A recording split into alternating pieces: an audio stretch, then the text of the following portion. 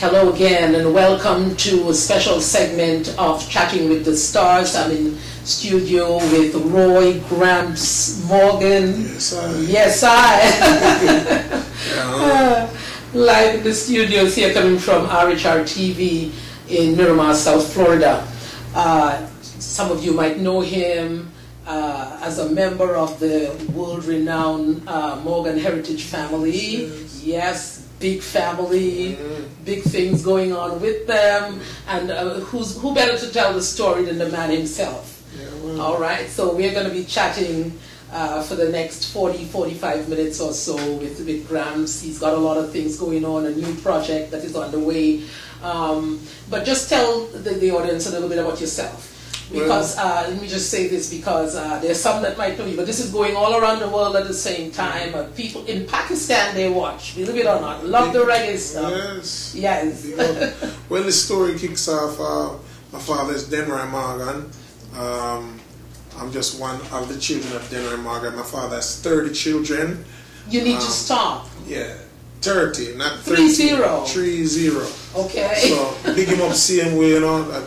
Man with Billy African Nation, and big up mother them same way. And as you notice, I said mothers, mother them that bring forth the child, you know. Because in this day and time, a lot of young ladies are afraid to destroy their bodies and, oh no, I ain't having no kids, and you know. So big up to the mothers that bring forth the child and Billy African Nation.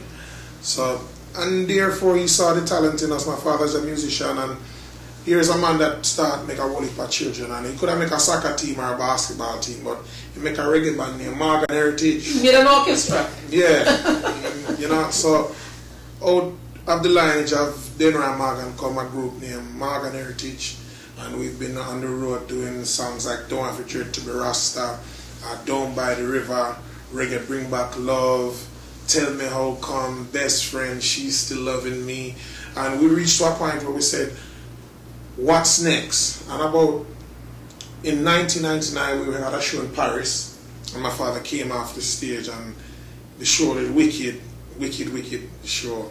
And my father said, you know, one day we need to work on some solo projects. And we said, no, Daddy, you're mad. Heritage for life, how I do? Family thing. And him said, believe me, people need to see the different dimensions of this group. Because there's so many different sounds. You find that Mojo sound different from myself, Peter sound different from Yuna sound different from me, I sound different. Don't tell me you can call all the names. Of course. Well, those are just the names in the group, Morgan Heritage. Hey. And after that, we just sat down as a family and said, what's next for the group? You know, we're going to continue to put out another album, tour, and you become predictable. So we said, what is next? And then we said, let's make that move that Daddy spoke about 12 years ago. And old man had wisdom? Yeah, he saw it from a longer time, because after a while, you start to do some things, and after, I think at some point, you know, people would say that we reached the top 5 reggae bands in the world. So now, if you don't mind sharp, you start to compete with your own self. Right, new and improved. Yeah, but that's the word. If you keep going in the same cycle over and over and over again, you're going to become predictable and start to compete with the same, like you go playing to a venue and you sold it out the last time, and now you're trying to compete to sell it out again. You're competing with yourself. Right. And there's only one Morgan Heritage. And then we said, let's make that move and see what can become of it. And we stepped out and we said, all right, everybody step out. Nobody help each other. Just stand up. And what this allowed us to do is to become stronger. Because everyone, I didn't have Peter to lean on, Peter didn't have me to lean on, Una didn't have me to lean on. So everybody forced to become stronger, because together we as a group, and it's much powerful, unity is strength. But we wanted to step away and develop as individuals, and then be able to come back as Morgan Heritage to bring that to a higher force. And that has happened today. You know, we going to Europe this summer. We big up to all of the Europeans that are in tune. And here I am with my second solo album, and once we get back from Europe, we'll be working on my brother Peter's solo album and Yuna's solo album to release. But they've been releasing singles, but I've been on tour from artists like Buju Banton, India Irie, John Legend, and all these tours, you know, was just so much experience. Right. But when did the family make that move? When was that? In other words, how long have you been soloing? So 3 years. And you've already put out 2 albums? Yeah, and I put out 2 albums. Okay. Yeah, so I'm just, I'm a hard worker, you know? Okay. I love music, so I never really ramp with it. But I mean, at this rate of output, what do you do to reinvent yourself? How do you re-engineer yourself with 2 albums in such a short space of time, Dr. P? Well, the first album was called Two Sides of My Heart, Volume 1, which it was, I think, 16 tracks. And after I did that album, Two Sides of My Heart, Volume 1 is a album that it comes in 2 pieces. You have Two Sides of My Volume 1, which is a reggae album, and then so when I say Two Sides of My Heart, it's reggae and R&B. But I want to express myself on those 2 forms of music. And after the first album release, I said, more reggae myelitis, still never born, you know? You ever get reggae myelitis? You know, I'm hearing about all kinds of strange diseases. And reggae myelitis is when you're reggae in your bone and you got to have it, you know? So big up to everybody in Pakistan and all over the world that loves and support reggae and dancehall music, you know? Calypso, soca, because all of these musics are from the Caribbean. Right. And it's just a thing where I say, it reached a point where I had to do another reggae album because there's no other genre of music that I love to express myself other than reggae that we call rockers. So I had to do it again, and even I'm working on a dance album. Dance like that kind of one of those dance album. What do you call it? Sort of disco. Disco, yeah, back in the days I call it disco. Okay. But it's called dance music. Dance music. Okay. So, educate me. Yeah, so that I'm doing an album with a producer from Portugal named DJ Diego Miranda. And, why Portugal? These people find me. They found me and said your voice would sound great on dance music. And I did one with a guy named Big Ali in France called Universal Party. You need to check out that one. And another one called Bring Me Coconut. So it is a joy working on different projects like that and growing and being diverse and just carrying the sounds of the Caribbean to different parts of the world. What do you say no to in terms of a form or a genre of music? What do you say that is not? No, music is music. Because I realized that you mentioned the calypso, reggae. Yeah, man. You soon hear my soca album. You soon hear it. Yeah, man. Big up my friend Marshall, anyway. So you soon hear that because music is a form of expression. But you also have music that is evil. With the chords. Okay, talk to me. Yeah, let's talk. There's a certain chord when you're you ever go to a horror movie and those kind of stings. Yeah. Not everybody is aware. That's very interesting. That with all that you do, and as you say, the diversity, that you recognize that. You see, so that's something that's one of the areas that you won't go to. No. In terms of the use of certain pure healing and fun. Yeah. Healing and fun, life, you know, because life is short and we want to make sure that while we are here on this planet, that we serve our master well, you know. And when we do that, is one of the main things is to love each other and take care of each other, look out for each other. Absolutely. And that my music is just a part to help bring that to fruition. To fruition, yes. To reality, yes. So music is just one of those things that has a big part in life, you know, and music makes you feel better. It takes away pain. Absolutely. You know, so I'm just one of those, way I say, the piece of the puzzle to help people's life go smoother. Yeah, and that is true. I mean, it's known that if mothers play music, pregnant mothers, they play music to the babies in the tummy, that they tend to be more peaceful, it's soothing, and also even after they're born, when they use music therapy just in their room playing constantly, that the personality of the child is affected by that. So the music appreciation, it is something, and really truly, music is within man. We were built with pipes and organs within us to simply bring forth music. It's a good analogy. Yes, absolutely, to bring forth music. And so that's interesting that you would go there. Listen, there is something that is very interesting, I think, that we're going to touch on, because you mentioned the reggae. That is to say, it's in your bones. You know, it's like the Bible speaks about Jeremiah saying that, got this, shut up in my bones. You know, it's like fire shut up in my bones. So you've got to do what you've got to do. And so you felt the need to do another reggae album. But there's also the R&B side. And so when we come back from this station break, I want to ask you about that, your progeny. Yes. And so your American links and your Jamaican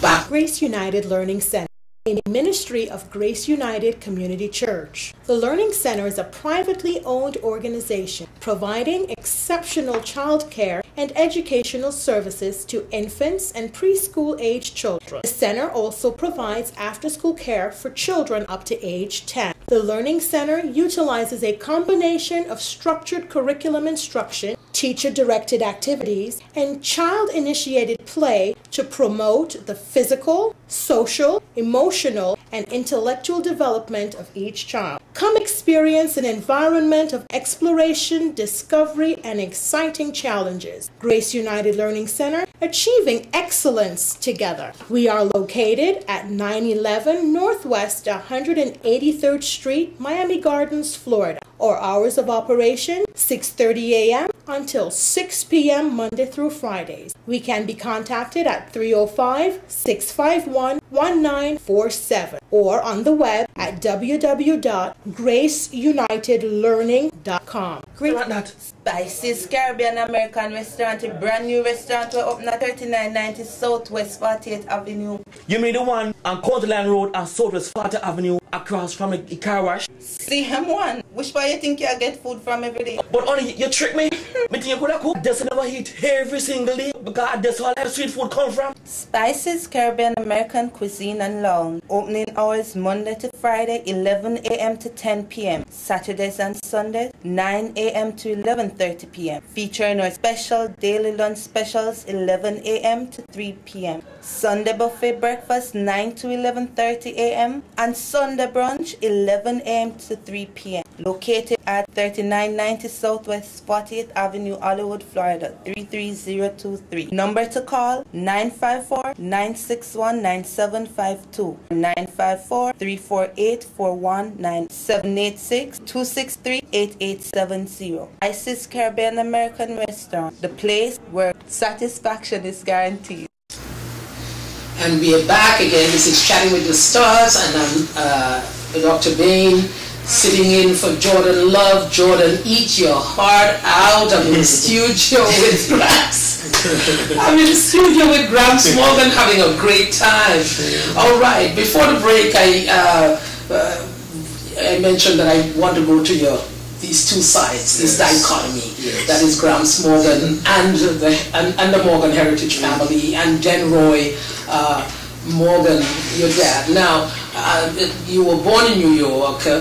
How long did you live there? I know you flirted with American football in Massachusetts. Why the transition? Tell me about it. Just give me just trace. Born in New York, Brooklyn, New York, and grew there till I was about maybe 4 years old, 5 years old, and then my grandmother, Una Morgan, said to my dad, Denroy Morgan, said, you need to get these children out of here. You're having all of these babies. I don't think Brooklyn is a place to raise family. Maybe at a Long Island you stand a better chance, or upstate New York, but in the concrete jungle, it's going to be a little challenging. There's a high chance we'll turn out to be criminals because it's a lot of criminal activity. But I still think it's a crime for a whole family to be so talented. Oh, yeah. That's a good analogy. It's blessings and most, But we moved to Massachusetts, into Springfield, Massachusetts, and grew up there. I went to kindergarten, from kindergarten all the way to 12th grade. And when I got to about 10th grade, I was walking through the hallway one day and just going to the bathroom, asked the teacher for a bathroom pass, and the teacher said there was a football coach walking through at the same time, and he said, "Hey son, come here." And I think I'm in trouble now because I go to the bathroom, you only spend 5 minutes, I spend 20. So you thought they were calling you out? I think he might come mash me down for something. And then he told me, he asked me if I ever played football before. I said, yeah man, we played that all the time in the Caribbean. Jamaica, we had a body footballer. And he said, no, I'm not talking about soccer, son. I'm talking about football. He put on the helmet. He said, no, I never played that. He said, well, you got good size on you. I want you to come out and try out for the team. And I went out that afternoon after school, and they told me to watch the game, and I watched it for 2 days. And then I come back on the third day, and they give me a uniform and helmet and pads, and put me in this thing called a bull ring. It's called a bull ring, where all the players, and then call any player out to go up against any other player. Right. And then call me out and go in at the ring, and it was a problem. So I was very good at football. What did you play? I was in high school. I was a defensive end. Okay. So linebacker. Linebacker. Yeah. So and after that, I began to get letters from schools and all these. Wanted to recruit you. Wanted to recruit me. I had an offer for a scholarship for Miami Hurricanes right here in South Florida. Good team. Yeah, good team. I had offers from North Carolina, the Tar Heels, University of Massachusetts. Different teams, was interested in me. And at the time, it was either music or football, and I also did wrestling. So it reaches a point where I had to make a decision. Okay. And then my coach said, hey, you can play football till you're only about 38, 39 if you're a lineman, but you can do music forever. Forever. And I looked at him and said, say no more. And I took myself back home, and we went to Jamaica that year, 1992, and we got signed to MCA Records that same day. So it was a joy, and ever since then, would have been music. And since working on the solo projects, some of my friends in the NFL challenged me to say, you think you still got it? Which I was like, no, I won't try that thing there again. But what I didn't know is that there was no football traffic on my body. So exactly, you hadn't suffered any pain. I hadn't suffered any pain as yet. So he said, why don't you try out for a team and see what happens? So while we work on these solo projects, we have the time, you and I spending time with our daughter, and we're just having fun, while taking off this time, because since Morgan Heritage has started touring and been exposed and discovered to the world, we don't sleep. So this is the time that we took off to have fun, and before we turn 40 and 50 years old. And forget what it is. Yeah, because we're starting this business very young. People think that we're old, but we're still young. We're still in our 30s. Right. And I get a chance to try out for a team called the North Georgia Gladiators in Atlanta, Georgia. And I went and tried out for the team, and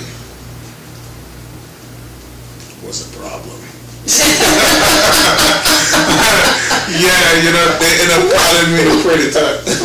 What kind of problem? So you were the predator? I was a predator, because you would see this dread, this 6'2" dread, and all of the natty out of the back still, so I was the predator. So and it took so much to me to get back that rage, because I'm always smiling and everything. I'm a musician, so I'm not walking around like, yo. Yes, and for football you need to be angry.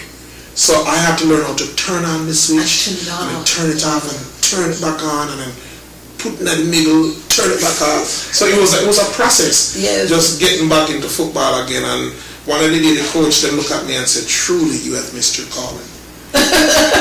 And because one day I just hear something goes, it was like the Hulk. Yes. Because I was like, I don't want to lick my own teammate because I haven't done it for so long. Right. And he said, you got to get mad, man. You got to get mad. You got to get mad, Gramps. Until it does come out one day like the Hulk, and from that we learn how to turn it on. Okay. And I've had fun. And we just finished the season. We came 1 game short of the Super Bowl, so big up the North Georgia Gladiators. We were 1 game because it's a semi-professional league. Semi-professional league. Yes. So you're still playing? My last game was last week.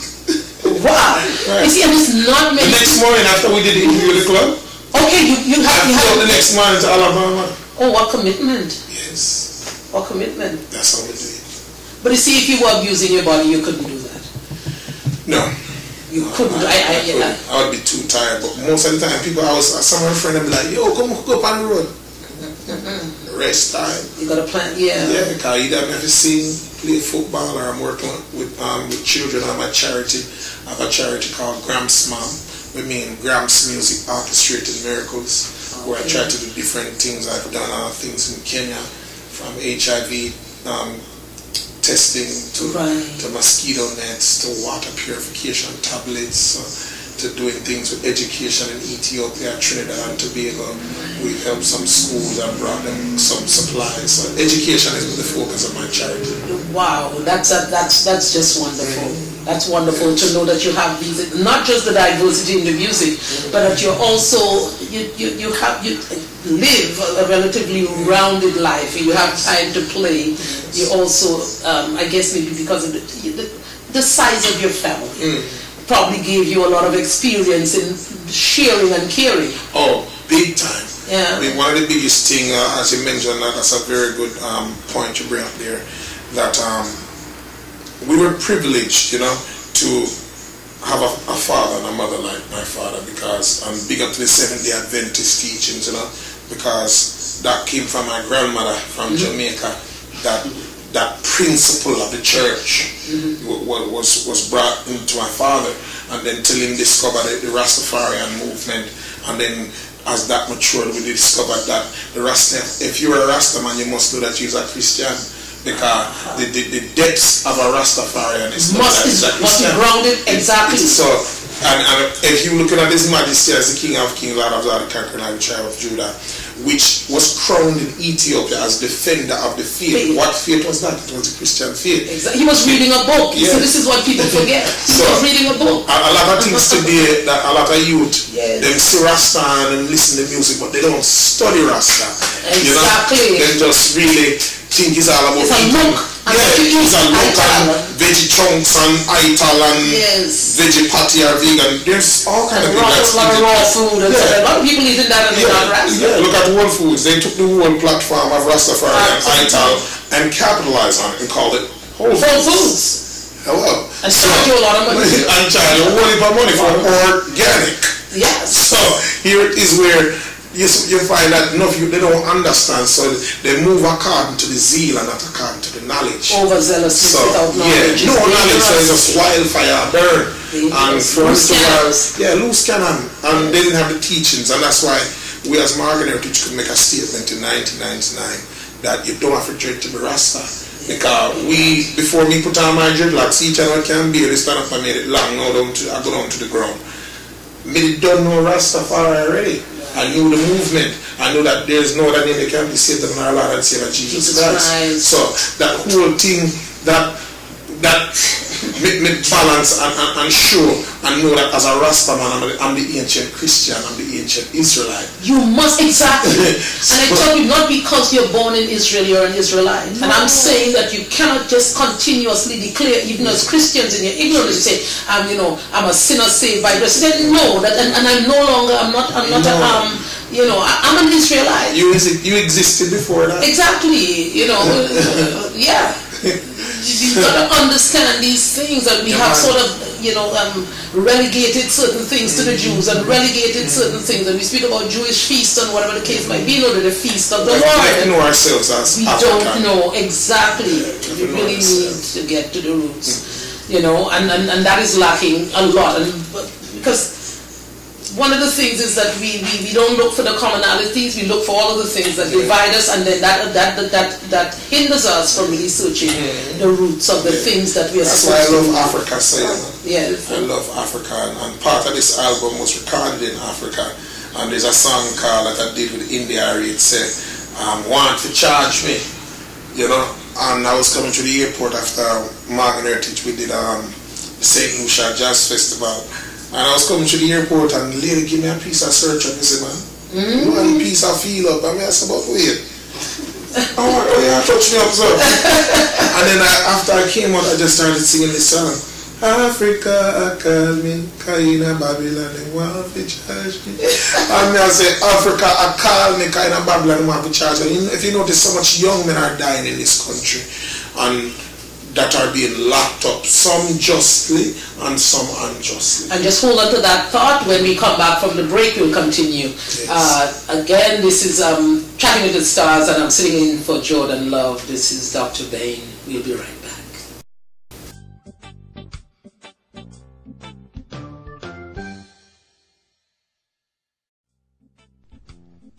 In the cool hills of Runaway Bay, Jamaica, you'll find the peaceful escape known as Villa Sonate. This privately owned single-story resort is a rejuvenating place, well known to locals of the area.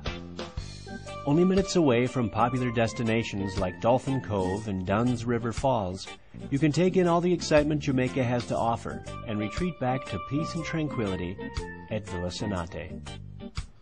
You experience a true Jamaican breakfast with the breakfast plan and enjoy lunch and dinner at the Villa's Lantana restaurant. Each comfortable room is air-conditioned, has satellite TV and ceiling fans, and feels casually elegant. A gentle cooling breeze flows throughout the halls and rooms, and you wake refreshed and ready to greet the Jamaican sun. Each room at Villa Sonate has a private patio and looks out at the hills of Runaway Bay or the garden of flowers below. In fact, each room takes the name of a flower. This blend of natural beauty and comfortable ease makes Villa Sonate one of the greatest escapes in Jamaica.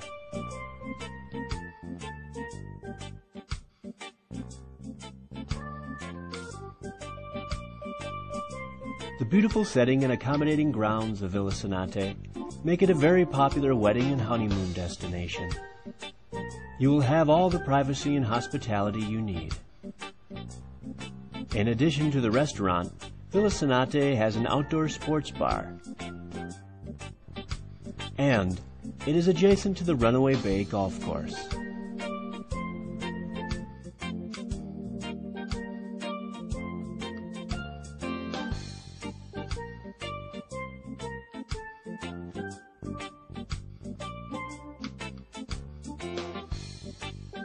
The honeymoon package includes honeymoon suite accommodations, Jamaican breakfast, a bottle of champagne, and room service for two. And all guests can take a dip in the refreshing swimming pool. At Villa Sonate, your true Jamaican escape awaits.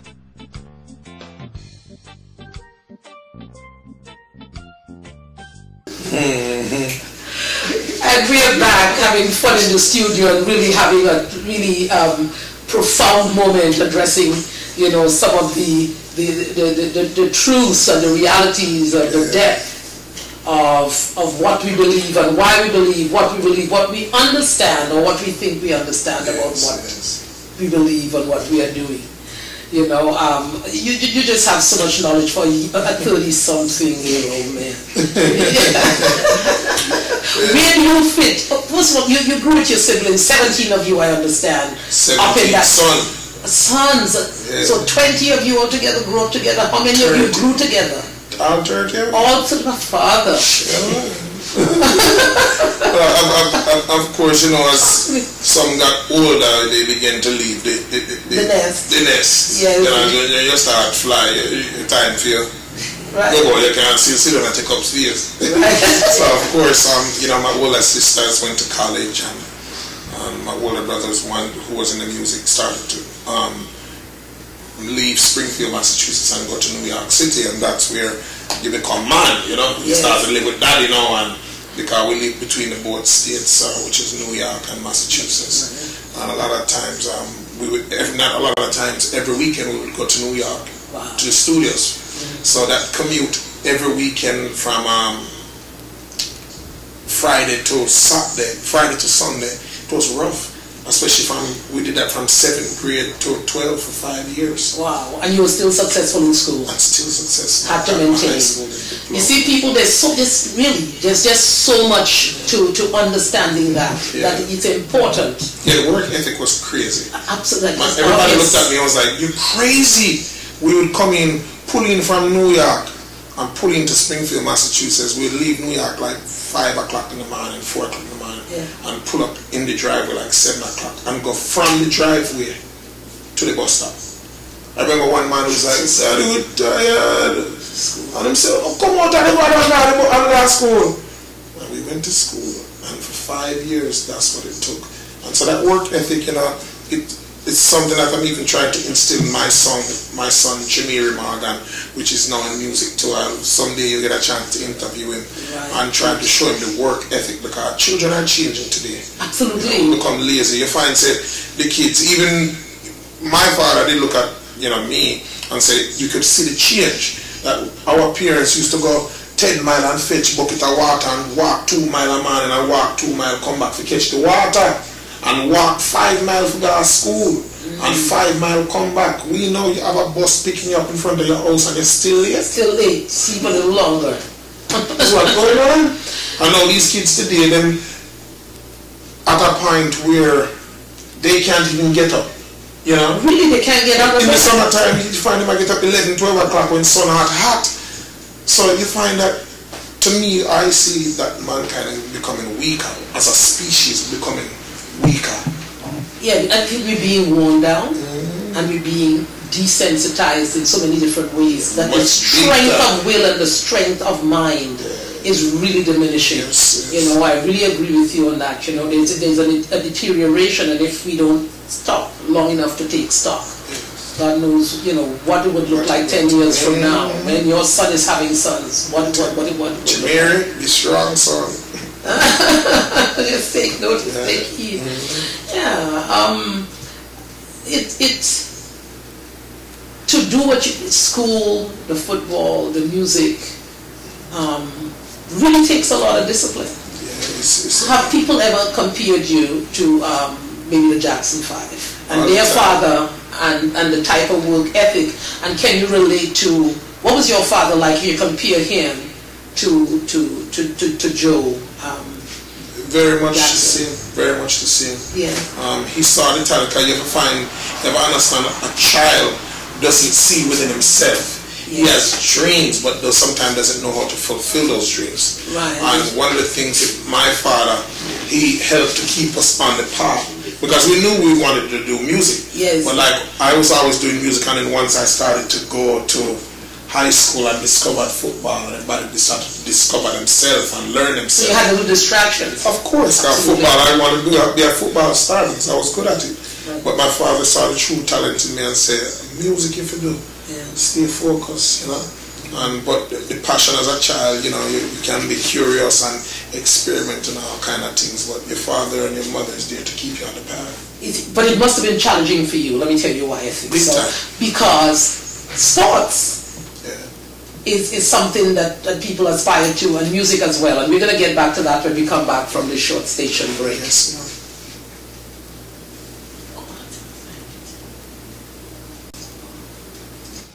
Boy, Rasta, we are tell you twin of twins that represent the real hard roots. We are tell you, Rasta. Yes, the foundation. The root of it is always the truth of it. And some people see education and don't know the use of it. Yeah, we are tell you, get that something there. But you don't know, real hard roots. Success coming like HIV. You have to live with it till you're dead. We are tell you. Yeah, man, we make them know. So you see real hard roots and the real hard truth. And you see anybody when I like that, so sick. And we're back, and this is our final segment of Chatting with the Stars. I want to thank Jordan Love for not being in studio so that I could be here sitting with Gramps Morgan this evening. Your new project that you have going right now, Reggae Music Lives. Just tell us a little bit about that, some of the tunes on it, what we can look forward to. Well, it's 13 tracks. Reggae Music Lives, produced by myself and a few other producers that I co-produced the album. Certain songs with one of them is Clive Hunt, one of Jamaica's greatest producer and musician. It's the first time I got a chance to work with him. It was amazing. He did the title track as well with me, called Reggae Music Lives. You have one feature on the album, which is India Irie, which is my sister and my love, everything in a one. She's just an amazing artist, and when you see her, I see the embodiment of a black princess, you know, and I see Africa, Nubian queen, you know, and it's always a joy to work with her in the studio.